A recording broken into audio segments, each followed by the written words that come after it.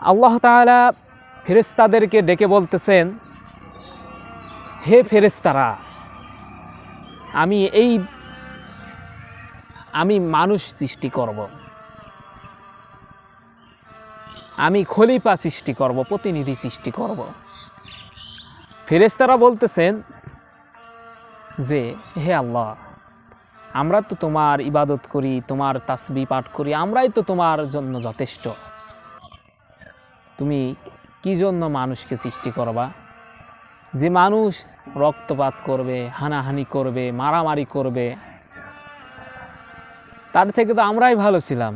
তখন আল্লাহ তাআলা উত্তর দিয়েছিল যে আমি যা জানি তোমরা কি তা জানো? আমি যা জানি তোমরা কি তা জানো? দেখেন, সে আল্লাহ তাআলা আমাদেরকে সৃষ্টি করে এই দুনিয়াতে খলিফা প্রতিনিধি হিসাবে প্রেরণ করেছেন। খলিফা কাকে বলে জানেন? প্রতিনিধিত্ব কাকে বলে জানেন? আমার এগেনস্টে আর একজনকে দায়িত্ব আমি দিয়ে যাব, সেটা হবে আমার প্রতিনিধি, আমার খলিফা। তা আল্লাহর পক্ষ থেকে আমরা এই পৃথিবীতে এসেছি খলিফা হিসাবে, আল্লাহর প্রতিনিধি হিসাবে। তা আল্লাহর গোলামি কেন করতেছি না? আল্লাহ যে আমাদের দায়িত্ব দিয়েছেন সেই দায়িত্ব কেন পালন করতেছি না? একটু কি চিন্তা আসে না যে কি জন্য আমরা দায়িত্বগুলো পালন করতেছি না? আল্লাহর কাছে কি জবাব দিতে পারবো?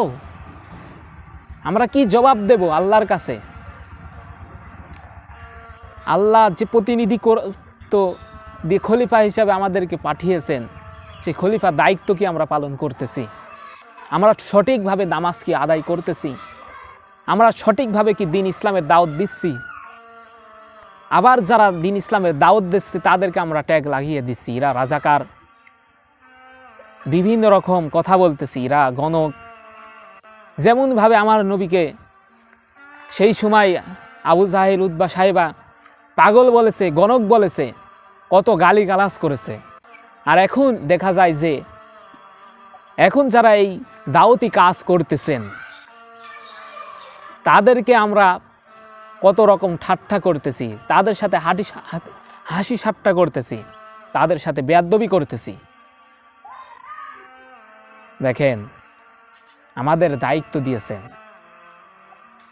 আমরা খলিফা, প্রতিনিধি, আল্লাহর হয়ে আমরা কাজ করব। এই কাজে বাধা দিয়েন না। যারা কোরআনকে লিভাতে চেয়েছে, কোরআনের উপর আঘাত আনতে চেয়েছে, আল্লাহ তাআলা বলেছে যে যারা মুখের ফুৎকারে কোরআনকে লিভাতে চাইছে, নূরকে নিভাই দিতে চাইছে, পারবে না। তারা নিভাইতে চাইলে আরো বেশি দাও দাও করে জ্বলবে। যারা ইসলামের কাঁধে বাধা দিয়েছে, বাধা দিয়ে কেউ থাকতে পারে নাই, ইসলামের কাজ ঠিকই চলবে। তোমার দায়িত্ব ঠিকই পালন হবে।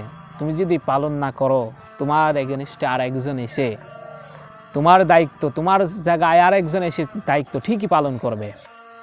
তুমি এই পৃথিবীতে থাকলেই কি না থাকলেই কি,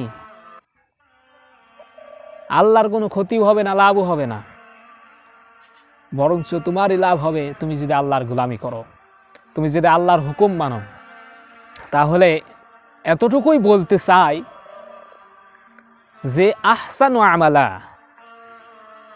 ভালো উত্তম আমল যার হবে সেই ভালো ফলাফল পাবে। যে ভালো খলিফা হবে, খলিফা হিসেবে দায়িত্ব সঠিকভাবে পালন করবে, সেই মূলত জান্নাতে যাবে। এই জন্য বলতেছি, খলিফার দায়িত্ব যা যা তাই তাই পালন করেন, ইনশাল্লাহ সফলতা আসবেই। আসসালামু আলাইকুম ওয়া রাহমাতুল্লাহ।